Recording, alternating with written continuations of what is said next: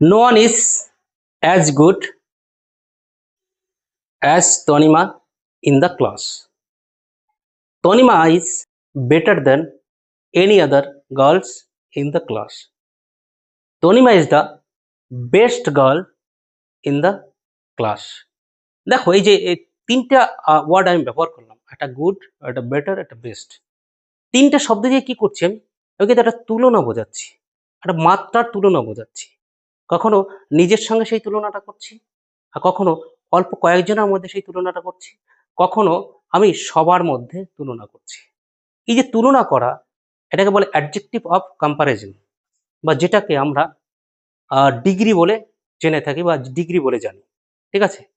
এই যে তিনটা শব্দ আমি বললাম, গুড, বেটার, বেস্ট, এদের একটা নাম আছে, ডিগ্রিতে একটা নাম আছে। প্রথমটা হলো পজিটিভ ডিগ্রি, সেকেন্ডটা হলো কম্পারেটিভ ডিগ্রি, আর লাস্টলি যেটা বললাম সেটা হলো সুপারলেটিভ ডিগ্রি। পজিটিভ ডিগ্রি কোনটা? যখন আমি অ্যাডজেক্টিভ সরাসরি কোনো চেঞ্জ না করে অ্যাডজেক্টিভ আমি ব্যবহার করছি, সেটা হলো পজিটিভ ডিগ্রি। গুড, ঠিক আছে, কোনো চেঞ্জ করিনি, ভালো শব্দটা ডাইরেক্টলি আমি ব্যবহার করেছি, সেটা হলো positive degree.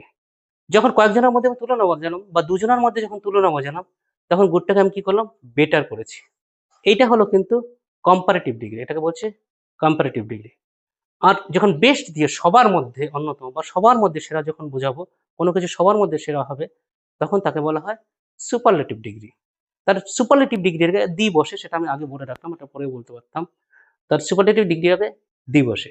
Tanima is the best girl in the class, ঠিক আছে, এই দি বসবে সবসময়। তো এই যে তিনটে ডিগ্রি, এই যে কম্পারেটিভ থেকে, এই পজিটিভ থেকে কম্পারেটিভ, কম্পারেটিভ টু সুপারলেটিভ যেতে গেলে চেঞ্জেস গুলো কিরকম হয় সেটা তুমি একটু খেয়াল করো। ঠিক আছে? সিলেবাল অনুযায়ী আমরা চেঞ্জেস গুলো দেখব। সিলেবাল অনুযায়ী কিরকম হয়, যে এক সিলেবাল যুক্ত শব্দ হয়, তাহলে সাধারণত ইয়ার আর ইএসটি যোগ হয়ে চেঞ্জেস গুলো হয়। যেমন এক সিলেবাল, যেমন ওল্ড বললাম, ওল্ড, ওল্ডার, ওল্ডেস্ট, কখনো এল্ডেস্ট হয়। এখানে ই আর ইএসটি যোগ করলাম, বোল্ড, বোল্ডার, বোল্ডেস্ট, টল, টলার, টলেস্ট। তাহলে এরকম যখন আছে, যার শেষে কনসোনেন্টই আছে, এখানে অন্য কিছু নেই, তখন ইয়ার আর ইএসটি যোগ করে কিন্তু positive to comparative, comparative superlative করতে। যদি শব্দের শেষে ই থাকে, ই থাকলে কি করবো, তখন কিন্তু তোমার ই আর ইএসটি যোগ করা দরকার নয়, শুধু আর আর এসটি যোগ করলেই হয়ে যাবে। যেমন ব্রেভ, ব্রেভার, ব্রেভেস্ট, হ্যাঁ, wise, wiser, wisest, white, whiter, whitest. এটা এক ধরনের গেলাম, ই থাকলে আর আর এসটি যুক্ত করব। আর যদি লাস্টে কনসোনান্ট থাকে, তার আগে একটা ভয়েল থাকে, কনসোনান্ট লাস্টে কনসোনান্ট, আর তার আগে ভয়েল থাকলে ওই কনসোনান্টটা ডাবল হয়ে যায়, তারপরে ই আর ইএসটি যোগ হবে।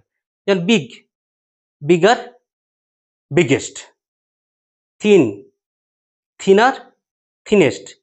যে B I G big, B I double G E R bigger, B I double G E S T biggest.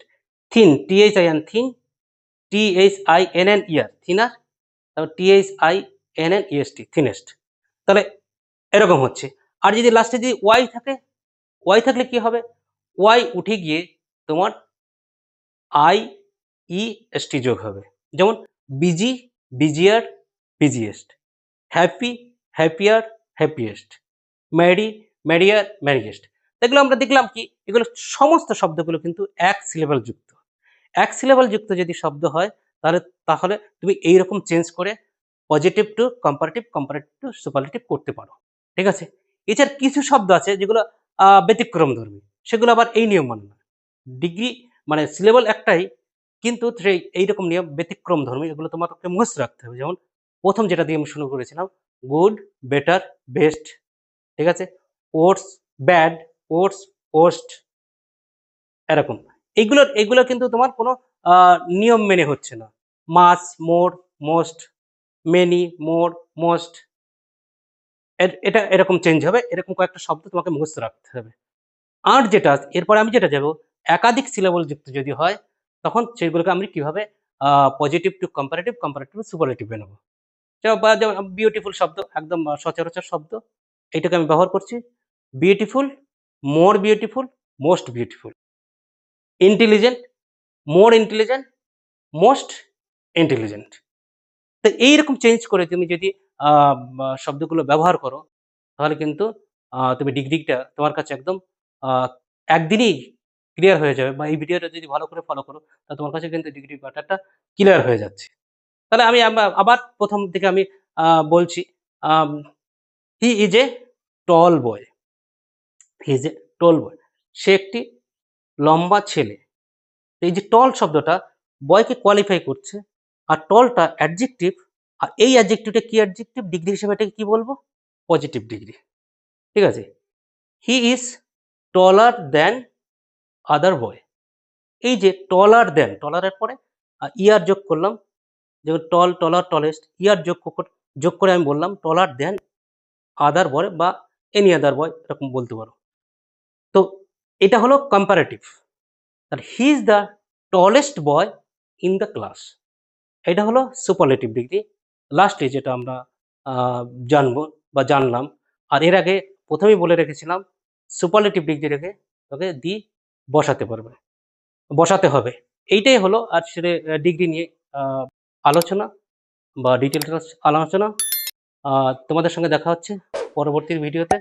আমি পরপর করে যাচ্ছি যেহেতু ভিডিওগুলো, নাউন, প্রোনাউন, অ্যাডজেক্টিভ, এবার ভার্বে আমি চলে যাব। ভার্বের বিভিন্ন পার্ট বা টেন্স নিয়ে আরো ভিডিও আসতে থাকবে তোমাদের কাছে।